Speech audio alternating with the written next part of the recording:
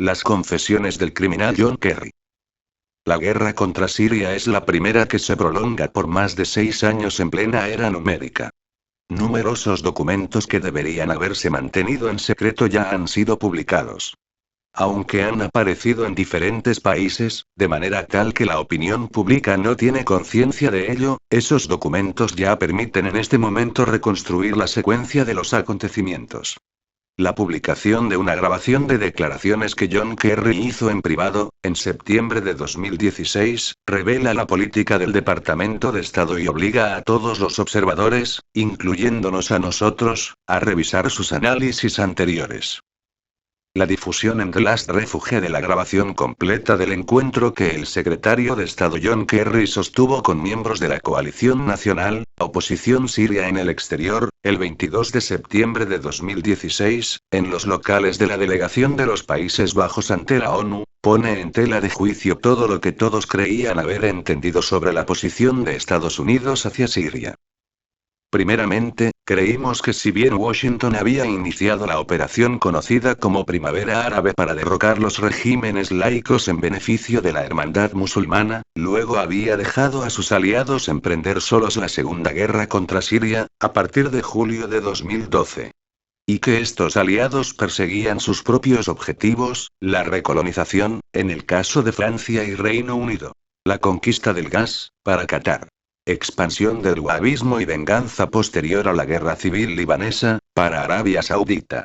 Anexión del norte de Siria, para Turquía, según el modelo chipriota. Etc. Porque se había renunciado al objetivo inicial. Pero John Kerry dice en esa grabación que Washington nunca dejó de tratar de derrocar la República Árabe Siria, lo cual implica que controló en cada etapa lo que hacían sus aliados.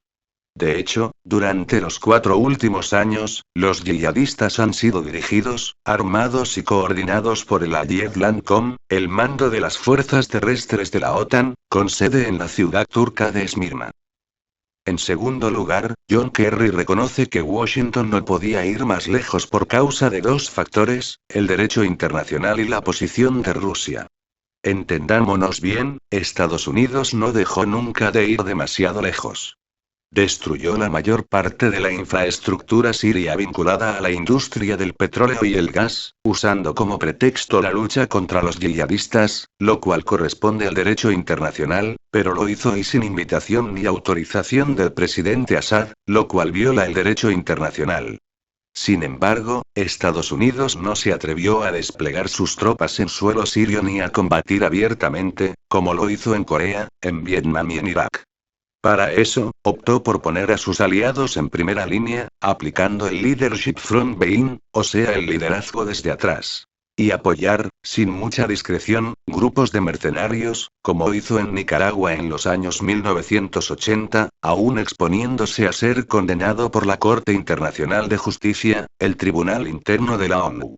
Washington no quiere embarcarse en una guerra contra Rusia. Y esta última, que no se opuso a la destrucción de Yugoslavia y Libia, esta vez se levantó y rechazó la línea que supuestamente debía limitar su acción. Moscú está en condiciones de defender el derecho con la fuerza si Washington se lanza abiertamente en una nueva guerra de conquista. Tercero, John Kerry atestigua en esa grabación que Washington esperaba una victoria de Daesh, el Emirato Islámico, sobre la República Árabe Siria. Hasta ahora, basándonos en el informe del general Michael Flynn fechado el 12 de agosto de 2012, y en el artículo de Robin Urich publicado en el New York Times el 28 de septiembre de 2013, habíamos entendido que el Pentágono aspiraba a crear un Sunistán en territorios de Siria e Irak para cortar la ruta comercial terrestre de China hacia Occidente, ruta de la seda. Pero Kerry confiesa que el plan iba mucho más lejos. Probablemente, Washington contaba con que Daesh tomara Damasco, de donde después debía expulsarlo Tel Aviv, con lo cual los yihadistas se replegarían hacia el Sunistán, cuyo control se les atribuiría. Siria habría quedado entonces dividida, con el sur bajo la ocupación de Israel, el este bajo control de Daesh y el norte para Turquía. Esto permite entender por qué Washington proyectaba la imagen de que ya no controlaba nada, como si estuviese limitándose a permitir que sus aliados actuaran a su antojo. Lo que hizo fue enrolar a Francia y Reino Unido en la guerra, haciéndoles creer que podrían recolonizar el Levante, cuando en realidad tenía previsto dividir Siria sin ellos. Cuarto, al reconocer que apoyó a Daesh, John Kerry admite que lo armó, con lo cual hace polvo la retórica de la guerra contra el terrorismo.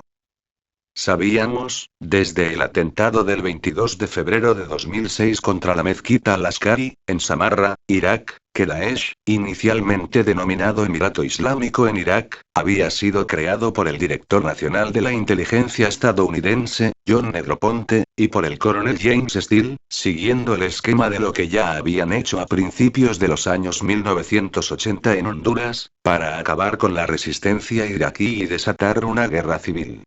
Sabíamos, desde que el diario del PKK de Ozgurgunden publicó el acta de la reunión de planificación realizada en Amán el 1 de junio de 2014, que Estados Unidos organizó la ofensiva conjunta de Daesh contra la ciudad iraquí de Mosul y del gobierno regional del Kurdistán iraquí contra Kirkuk. Ahora sabemos con certeza que Washington nunca cesó su apoyo a Daesh. Quinto, el conflicto entre el clan Allen Clinton-Feldman-Petraeus y la administración Obama-Kerry lo habíamos interpretado como un desacuerdo sobre si había o no que apoyar a Daesh. Nada de eso. Ninguno de esos dos grupos tiene el menor escrúpulo en organizar y apoyar a los yihadistas más fanáticos. El desacuerdo reside única y exclusivamente en cuanto a recurrir a la guerra abierta, y el conflicto con Rusia que ello podría provocar, u optar por la acción secreta. El general Michael Flynn, actual consejero de Seguridad Nacional de Donald Trump, es el único que se opuso al yihadismo. Si dentro de algunos años Estados Unidos se derrumbara, como sucedió con la URSS, esta grabación de John Kerry podría servir de prueba acusatoria contra él y contra Barack Obama ante una jurisdicción internacional, pero no ante la Corte Penal Internacional, ya demasiado desacreditada. Como ya reconoció la autenticidad de los fragmentos anteriormente publicados por el New York Times, Kerry no podría impugnar la autenticidad de la grabación íntegra. El apoyo a Daesh que Kerry expresa en esa grabación viola varias resoluciones de la ONU y prueba su responsabilidad personal, y la del expresidente de Estados Unidos, Barack Obama, en los crímenes contra la humanidad perpetrados por esa organización terrorista.